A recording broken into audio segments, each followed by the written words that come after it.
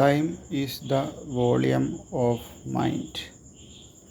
നമ്മുടെ മനസ്സിൽ നിൽക്കുന്ന ഇടം തന്നെയാണ് സമയം. അതേപോലെ തന്നെയാണ് സ്പേസും സമയത്തിൽ നിൽക്കുന്നു. നമ്മുടെ മനസ്സും സ്പേസും രണ്ടും സമയത്തിലുള്ള ഒരു സംഗതിയാണ്. സ്പേസ്, അതായത് നമ്മുടെ മനസ്സ് എന്ന് പറയുന്നത് ഒരു ടി വിൻ്റെ ഒരു കമ്പ്യൂട്ടർ സ്ക്രീൻ പോലെ ആണെന്ന് എനിക്ക് തോന്നുന്നു. അതായത് ഒരുപാട് പിക്സൽസ് അതിൻ്റെ അകത്ത് ഉണ്ട് കമ്പ്യൂട്ടർ സ്ക്രീനിൽ. അത് പല പല നിറങ്ങൾ വന്നും പോയി ഓരോ പിക്സലിൽ. അതേപോലെ നമ്മുടെ മനസ്സിലുള്ള കുറേ അനുഭവങ്ങൾ, പല പല ശബ്ദങ്ങൾ, പല പല നിറങ്ങൾ, ഇതൊക്കെ ഓരോ പിക്സലായിട്ട്. അപ്പോൾ അത് കൂടുതലായിട്ട് ഇങ്ങനെ പരക്കുമ്പോഴാണെന്ന് തോന്നുന്നത് അത് ഓരോന്ന് നമുക്ക് അനുഭവമായിട്ട് വരുന്നത്. അപ്പോൾ അതായത് ഡ്രമ്മിൻ്റെ മ്യൂസിക്കിന് ഒരു പിക്സല്, അതേപോലെ വയലിൻ്റെ മ്യൂസിക്കിന് ഒരു പിക്സല്, പിന്നെ എൻ്റെ ശബ്ദത്തിന് ഒരു പിക്സല്, അങ്ങനെ വേറെ ഒരാളുടെ ശബ്ദത്തിന് വേറെ ഒരു പിക്സൽ, അങ്ങനെ ഓരോ, പിന്നെ സന്തോഷമായാലും സ്നേഹമായാലും അതൊക്കെ ഓരോ പിക്സലായിട്ട്. അപ്പോൾ അതിലേക്ക് ഇങ്ങനെ പിന്നെയും പിക്സൽസ് വരുമ്പോൾ കൂടുതൽ വരികയാണ്. അതൊരു ഇങ്ങനെ മടക്കുന്ന ഒരു സാധനമില്ല, സ്ക്വയർ അതിൻ്റെ പേര് ഓർമ്മയില്ല. ഓരോ ഇങ്ങനെ മടക്കി ഒരേ കളറാക്കും. ഒരു സ്ക്വയർ ഇങ്ങനെ ക്യൂബ് അതിങ്ങനെ മടക്കി അത് ഒരു ഭാഗത്ത് ഒരേ കളറാക്കുക. അതുപോലെ ഓരോ ഇതിങ്ങനെ കൂടി വരികയാണ് ഓരോ സ്ഥലത്ത് കളറ് നമ്മളിങ്ങനെ അനുഭവങ്ങൾ ഇങ്ങനെ ഓരോരോ ഇങ്ങനെ ഓരോ വികാരങ്ങൾ, അല്ലെ സ്നേഹമായാലും ഈ റെസ്റ്റ് പോലത്തെ, പിന്നെ സൗന്ദര്യം, ഇതൊക്കെ ഓരോ പിക്സൽസ് ആയിട്ട് നമ്മളെ മനസ്സിൽ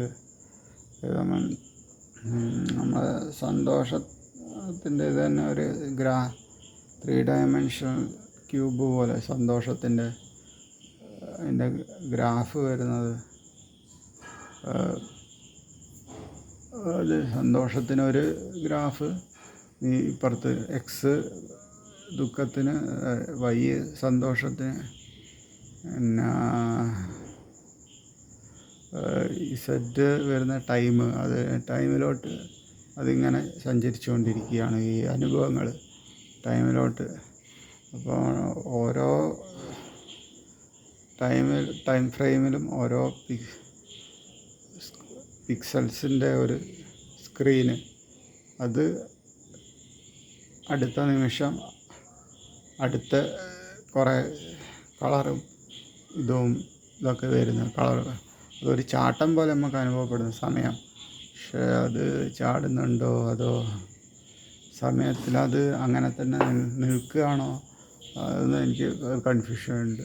പക്ഷെ അത് എന്തായാലും ഒരു സമയത്തിൽ ഒരു സ്ക്രീനിന്ന് അടുത്ത സമയത്തിലോട്ട് പോകുമ്പോൾ അതൊരു അടുത്ത പിക്സലാണ്, ഒരു സ്ക്രീനാണ്, അതിൻ്റെ അടുത്തൊരു സ്ക്രീന്. അപ്പോൾ ഇങ്ങനെ ചാടുകയാണ് ഒന്നിൽ.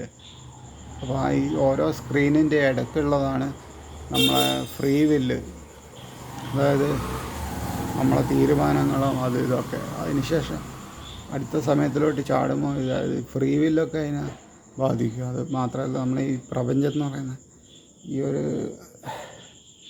യൂണിവേഴ്സ്, അതിലുള്ള കുറേ കാര്യങ്ങളുണ്ട്, ചലനം, പിന്നെ ഇത് നമ്മുടെ ജീവിതം, ഇതൊക്കെ സാഹചര്യം, അതൊക്കെ അടുത്ത പിക്സലിലോട്ട് ചാടുന്നതിൻ്റെ അതിനെ അത് ബാധിക്കും. ഇതൊക്കെ ഓരോ ഇൻഫർമേഷനായിട്ട് വരും അതിൻ്റെ ഇടയിൽ. പക്ഷെ ശരിക്കുമുള്ള ഈ പിക്സൽസ് എൻ്റെ അനുഭവങ്ങൾ മാത്രമാണ് സത്യമായിട്ടുള്ളത്. മറ്റത് ചാടുന്നതിനെ തീരുമാനിക്കുന്ന കുറേ കാര്യങ്ങളാണ് നമ്മളെ ഫ്രീ വില്ല്, തീരുമാനം. അപ്പോൾ ഒന്നിൽ തന്നെയാണ് ജീവിതം. ഈ ഒരു ഒന്നിൽ നിന്നും വേറെ ഒന്നിലേക്കുള്ള ചാട്ടം, ഒരു സ്ക്രീനിൽ നിന്ന് അടുത്ത സ്ക്രീനിലോട്ടുള്ള ചാട്ടം. അപ്പം നമ്മൾ സന്തോഷം വരുന്ന പ്രധാനമായിട്ടും നമുക്ക് ഈ സൗന്ദര്യമുള്ളൊരു വസ്തുവിനെ കാണുമ്പോഴൊക്കെയാണ് ഒരു പാട്ടായിക്കോട്ടെ, സംഗീതം, നല്ല മ്യൂസിക്, ചിത്രങ്ങൾ, ചെടികൾ, മരങ്ങൾ, ഇതിനൊക്കെ കൊക്ക്, ആകാശത്തു കൂടി പറക്കുന്ന കൊക്ക്, ചന്ദ്രൻ, മനുഷ്യന്മാർ പ്രത്യേകിച്ചും നല്ല സൗന്ദര്യം തോന്നും. അങ്ങനെ പലതും സൗന്ദര്യമുള്ള അത് നമ്മളെ സന്തോഷിപ്പിക്കും. പിന്നെ ഒരു കാര്യം നമ്മളെ സന്തോഷിപ്പിക്കുന്ന അധികം അത് നമ്മളെ സ്നേഹമാണ് തന്നെ. സ്നേഹത്തിൻ്റെ ആ ഒരു പാട്ടൊക്കെ കേൾക്കുമ്പോൾ നമുക്ക് തോന്നുന്ന ഈ ഒരു സ്നേഹം എന്നുള്ള, പിന്നെ നമ്മളിങ്ങനെ ഓരോ ഡിസൈൻസ്, ആഗ്രഹങ്ങൾ, അതും നമ്മളെ ഇങ്ങനെ 3 കാര്യങ്ങളാണ് നമ്മൾ പ്രധാനപ്പെട്ട സന്തോഷത്തിൻ്റെ. ദുഃഖത്തിൻ്റെ ഇതിലോട്ടൊക്കെ വരുമ്പം ഈ ഒരു വേദന, ശരീരത്തിൻ്റെ ഓരോ വേദനകൾ, പിന്നെ ഭയം വേദനയായിട്ട് ബന്ധമുണ്ട്. അതൊന്ന് അതിനായിട്ട് പിന്നെ വരുന്നത് വേദന, പിന്നെ ഓരോ ഒറ്റപ്പെടൽ, അസ്തിത്വപരമായുള്ള ഒരു ഒരു ഭയം, ഇൻഫിനിറ്റീവിനോടുള്ള ഭയം. ഇത് 3 നമ്മൾ ദുഃഖത്തിൻ്റെ ഒരു ക്യൂബായിട്ട് വരുന്നത്. അടുത്ത പാട്ടിൽ പറയാം.